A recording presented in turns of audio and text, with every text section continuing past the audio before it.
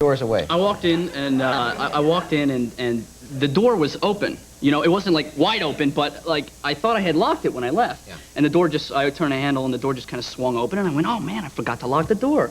And I walked in, and there were potato chip crumbs, like, all over the place, and I just moved into this house, and the only bit of food I had in the entire house was this bag of Ruffles potato chips. And somebody kind of came into the house and kind of, you know, walked around the house eating potato chips, kind of looking at everything, I guess, and, you know, leaving potato chip crumbs all over the place. And my TV was there, my VCR was there. The only thing I could see that was gone was a leather jacket.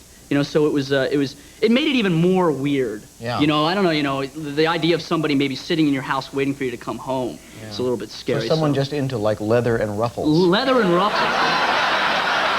That's interesting. Very interesting. Well, you should do more talk shows. I got myself one of those, I just want the guy to know, I got one of those thumper softball bats. You know, it made me feel a lot better. Oh, God. So next time. Yeah, next time, right, ready. right. And I spent all Friday night in the corner, in the dark, like this. Wasn't a pleasant. So even though you don't do a lot of these, I hope you've found this a pleasant experience so far. So good, good, yeah. Because it's time for commercial, and we'll bring out another of your cohorts. And Great. It'll be great. See, this was great. That's pretty painless. Yeah. Do you want to sing or anything before we go to commercial? We seem to have a musically talented group here. Anything you want to do? Well, they already did Beavers Out, didn't they? Oh. Hi, Jenny. We'll take a break, and Charles Kimbrough will join us as well. So it's Murphy Brown time, folks.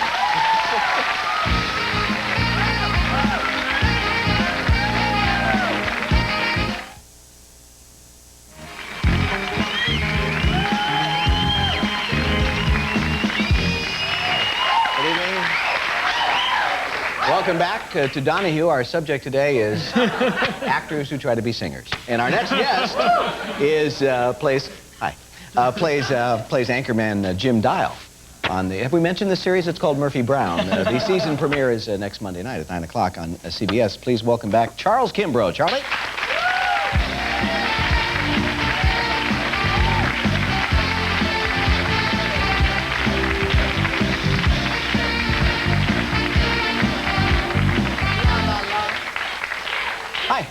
Hello. Oh, great. The Kimbroughettes are at it again.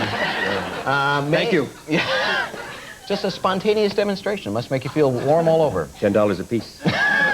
When, you know, when we were watching those outtakes, it occurred to me that you, even when things were going awry, kind of stayed in character. You don't, there wasn't a lot of guffawing on your part. Pat, I have this breakup problem. When I do finally go, the elastic in my underwear breaks, and everybody has to turn off the lights and go home. You have to say, I'm very sorry, there's no show this week. Come back. So, not bad. Yeah. At the beginning, I was very worried, and I knew Jim never cracked a smile. So when we would do the readings, I'm getting a little better now. I kind of smile a little bit, but when at the beginning, I was very serious. Yeah. Well, you had to be, sure. Now, I have to remind you of something that you said on your last visit to us. We're going to roll a piece of videotape. This is from Mr. Kimbrough's last visit on our show. Watch your monitors. Right over there. You always know somehow there's a downside. There's going to be a downside. Yeah, because they're doing it well. They've lost They the last. always do it. They do very well, and they're in July. They're fine, and people say yes, but you know, September's coming. Now he was referring to the Chicago Cubs. And back when you were here in July, they were doing great, and you said September's coming. And ladies and gentlemen, this was as of yesterday, the standings in the National League. And they won. They beat the New York Mets today. So actually, they are now 5.5 up on the Mets. As we're taping, we don't. Did they play the Expos today? Yeah. Oh, I'm sorry. So they're 5 up in the Expos. We don't know what St. Louis and New York did today. So. If making a fool of myself on national television gets them the pennant, it's a far, far better thing than I've ever done. I think that's great. Something else we have in common, other than the Cubs, is we have both worked with Meryl Streep. I have a small but pivotal role in a film due out around Christmas called. What part of you was pivoting?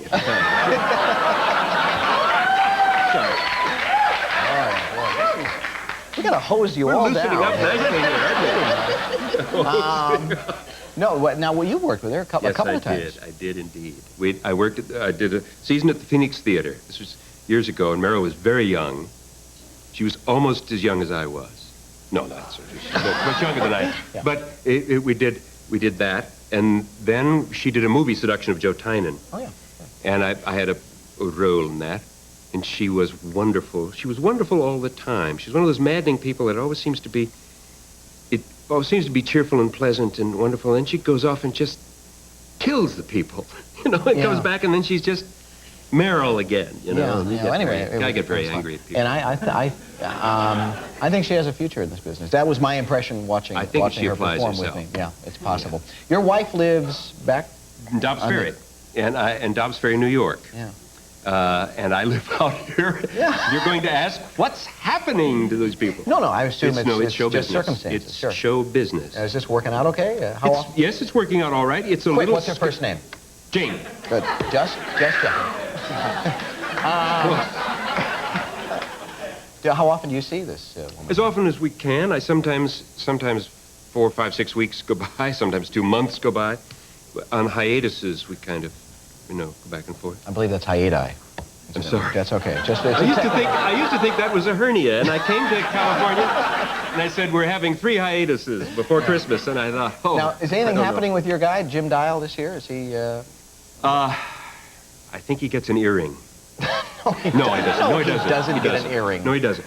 But we see the other side of him. We see the kind of sensual, the sort of seething, passionate nature that lies just underneath. Are we going to get another chorus of this Beaver song? I'm just sick of this stuff. I'm tired of it. No, Jim is the class of the show. We thought Candice was the class of the show, but she disqualified herself a long time ago.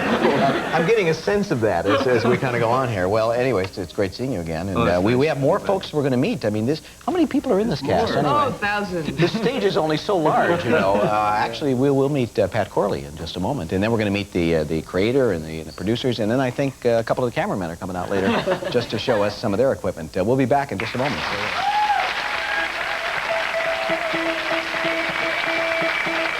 The Pat Sajak Show, sponsored by Hershey, the great American chocolate company.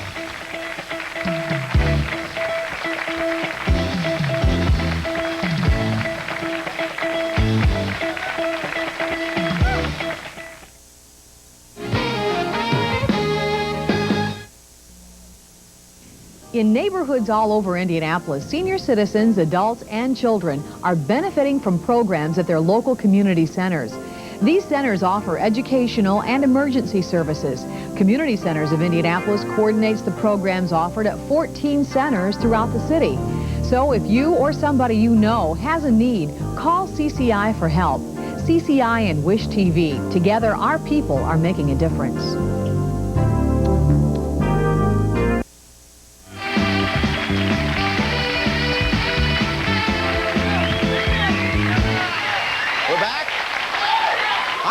Have I mentioned Murphy Brown is going to be premiering next second season next Monday night, 9 o'clock on CBS. And our next guest plays Phil the bartender on that very show. He's been in Broadway television films for over 45 years, and he's coming out right now. Mr. Pat Corley. Pat!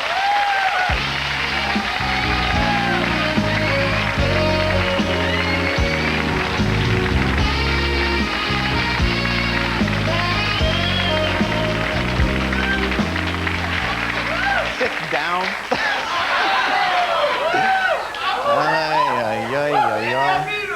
So, are you well? You okay? I know you were. Haiti is actually a nation, an island nation, south of Florida, where a lot of people come up and practice voodoo. Thank you for clarifying that. Thank you so Wanted much. to straighten that Well, out. good night. Thank you for being here. Thank you. It's been a pleasure. Good night, Professor boss. Pat Corley. Sit down. Are you well? Are you good? I know you were... I'm doing terrific. You were hospital, not to bring this down here, but you were ill for a while. With what? Pneumonia? Well, first I had pneumonia. I went in the hospital for pneumonia, and things went downhill from there. That was the highlight of your stay. That was the most terrific part of it. Trying to get well in the hospital is the most difficult thing in the world. Because I wound up being operated on and being in the intensive care for several days. I can't see you there. You look like I'd want to get out. Well, I had a great time there. You did? I had this wonderful Oriental doctor. Now, he's Dr. Side, gentle, wonderful man. And he He was so concerned, very intelligent, very educated, but he had trouble with the language. And so he was always talking very carefully because he wanted to be sure the patient knew what he was talking about. So he would go, Mr. Corley, what you have here? And he'd continue this thing, and I appreciated that. But I wanted to get back to the show. I didn't have time to Before that sentence 45 years, I've never missed a performance, and all of a sudden I'm missing. These guys are working, and I'm not. It's terrifying. Yeah. And so I'm laying there, and they got these tubes in me, and they got all this stuff, and things are going down here and up your nose and all. And this nice doctor is saying, Mr. Corley, you can be out of here very fast if you take very good care. And I'm saying, listen, not this Thursday, but next Thursday, I really don't do that much on the show. I can go in, you can put me in an ambulance, and I go in, you stand me up behind the bar. All I got to do is talk. I just say the words. Yeah. You put me back in the ambulance, you bring me back. His eyes began to explode a little bit like this, and he began to talk like, the cook in a Chinese takeout restaurant. And all of a sudden, Mr. Corley, you crazy? You crazy? You want to go walk? He turns to the nurse and says, he wants to go to walk. You're a very funny guy, this Mr. Corley. And then he walks out in this intensive care, and telling all the nurses and the poor people next to in the other room, say, Mr. Corley, very funny guy. He wants to go to walk. You didn't go, No, I didn't go. He wouldn't let me do that. Yeah. Now, 45 years, is this the biggest success you've enjoyed, you think? I mean, is this... 45 years, it's the only show I've ever been in that's ran more than one season. Usually about one day. about this. I did 5 Broadway shows and ran a total of 6 months and a week. Wow, 5 shows, that's yeah. true. Now, do people ever tell you that you favor this Jonathan Winters guy just a teensy bit? Well, actually, no. Jonathan's been having a lot of trouble. He walks down the street and people yell at him, hey, Pat, how's the kids? Oh. And the poor guy, he's getting... You do have you have a bunch of kids. I got 7 children. And See, not enough to get applause. If you had... No. If you had 8. 8's the cutoff. But I graduated 3 from college this past spring. Wait. And married 1, and I've got 3 left in college, and they'll be graduating next spring. And did you move them all then out my here wife from... and I are going to go out and make love and see what occurs. Yeah. Did you move them all out here from the East? Did you have to move the whole... That's your next step when you're getting married. You see, what happens, Pat, is... well, never mind. Sorry. Maybe you shouldn't tell me. Yeah, no, it's okay. You like, obviously, everybody gets along here. Is this group as bawdy as it sounds? This is the raunchiest bunch of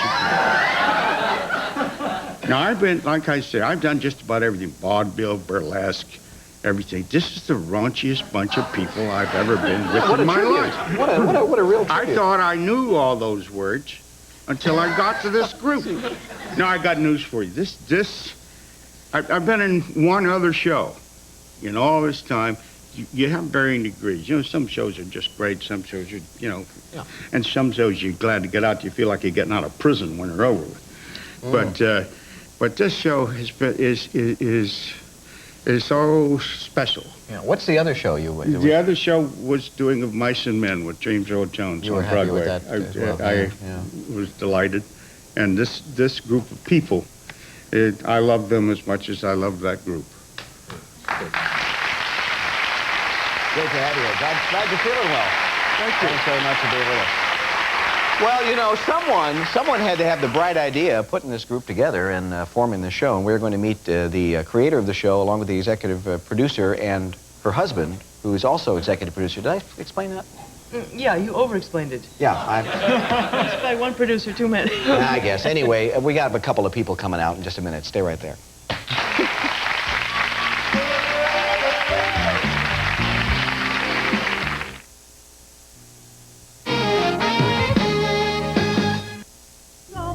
How you celebrated Jeopardy says a lot about you. Yeah. There's the smasher. What is a straight flush? Yeah! The high five with belly bump. Who was Pavlova? The spiker. Who was Beethoven? The Twickenham school of polite hand clapping. And of course, the revelry reflex. Jeopardy, the most fun you can have with your brain. Jeopardy, weeknights at 7:30 on Wish TV.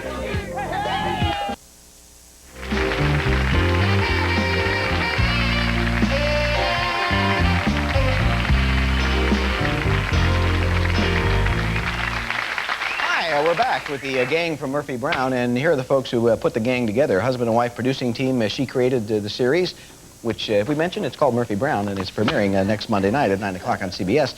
11 Emmy nominations, folks. Please welcome. They are executive producers? Yes, they are. I was wrong before. He was absolutely wrong. Oh, you don't have to point that out. But it would be. But again, just to clarify, she was wrong, I was right. Please welcome Diane English and Joel Shukovsky.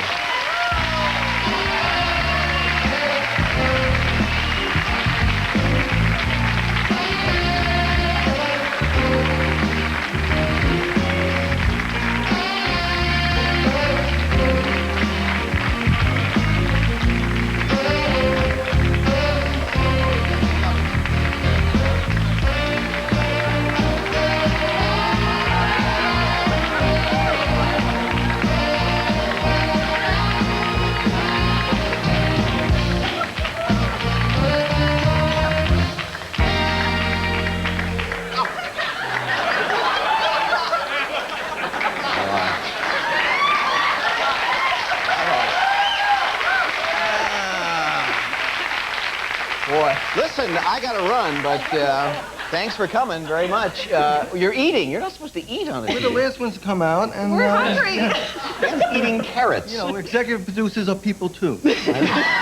They stood for you. They stood. They showed you respect. They're great. Well, So give us how I came up with this thing story. Oh, well, we have a very long commute to Burbank every day, so I was stuck in traffic as usual. It takes about an hour to get to the studio. And I was struggling with another idea for a series, and just about White Oak. You know, if you drive the Ventura Freeway, you know that there's always a bottleneck. We live where there. there's sheep, so it's a long... It is, yeah. You know, and just about then, suddenly it just it popped into my. I can't explain it. It happens to you once in your life, but it just I mean, what every pops in? character, The story, the whole thing, story the fact that because I was torn in college as to whether I wanted to be a playwright or a broadcast journalist. So I kind of combined them in this show, and I was working it out in the car one day. There's a lot of. So you ran into Joel and said, "I got it." Yeah, I said, you know, he was in the office before me, and I said, this is it. We have to said, do it. "That It was sounds too weird to easy. me," And yeah. I had the first 6 episodes. I had every character. Boy, that was a long commute. And it was Now, when did? That's where she gets this from. She makes it up. Make it up. So when did Candice Bergen pop into your head? Well, we were making this master list of who would play this character, and it never occurred to any of us that Candice would be interested in doing a half-hour She's show. so intimidating. Have you noticed? She's very intimidating, and we didn't know, you know. We didn't know. So we got a call one day from her agent, who happens to be our agent also, and they said we just signed her, and she read the script, and she seemed to express some interest. They say that when they don't, you know, they want to like sort of keep it express Expressed an interest, yeah. you know, that's so we expressed our interest by immediately, like that night, getting on a plane to go meet her, and See, the price goes up if you say, she's dying to do it. The price goes, you know. away. So expressed interest. So we went to New York together, and we met with her, and we didn't know, you know, who she was going to be, and she opened the front door to her apartment, and we were standing there in the same clothes. That is And scary. in fact, we ordered, unbeknownst to each other, ordered the same dress for the Emmys this Saturday. And we found that out in the nick of time. Well, that could have been very interesting. This business with the secretaries that you have every week, is there any real life connection in that? Yeah, Yes. yeah. You go through a few? A few. We had one die on us, actually. You had one die? One died, and we had one go crazy. That'll slow your and typing speed, Oh won't it? yeah. We've had quite a few, but now we have an absolutely wonderful secretarial staff in the office. So we love them. We're hoping to be able to get someone like Jesus in the 7th year or something like that. As a secretary. As a secretary. I see. We had Elvis last season. Did you? Yeah. Are you going to do celebrities as secretaries? I'm not pitching anything. Well, How about quasi-celebrities? Yeah, sure, why not? Yeah, just Fun. something to think It'd be about fun. in your spare time. Now, with the goof, I mean, I know these are highly trained professionals, but it sounds as if there could be some goofing around on the set. This costs you money, doesn't it, when they stop and have to go back and do things? No, we stop the clock when they kid around.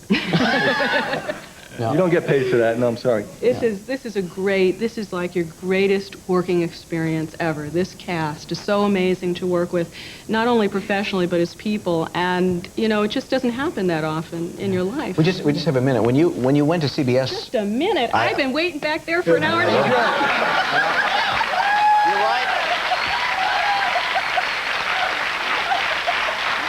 Well, We didn't get a chance to do our song either. I'm sorry. Well, in that case, affiliates, we're going to have to keep it longer. No, only Koppel can do that. I'm sorry. I forgot myself. You go to CBS with the idea, and they said, this is great, let's do it? Yeah, it took a couple of weeks of back and forth, but yeah, essentially that's exactly what happened, and the rest is hopefully history. Well, in case we haven't mentioned it, the second season starts next Monday night. Monday night, 9 yeah. o'clock. We have a real good opening episode, too. Yeah. Well, what we've seen looks funny. Even this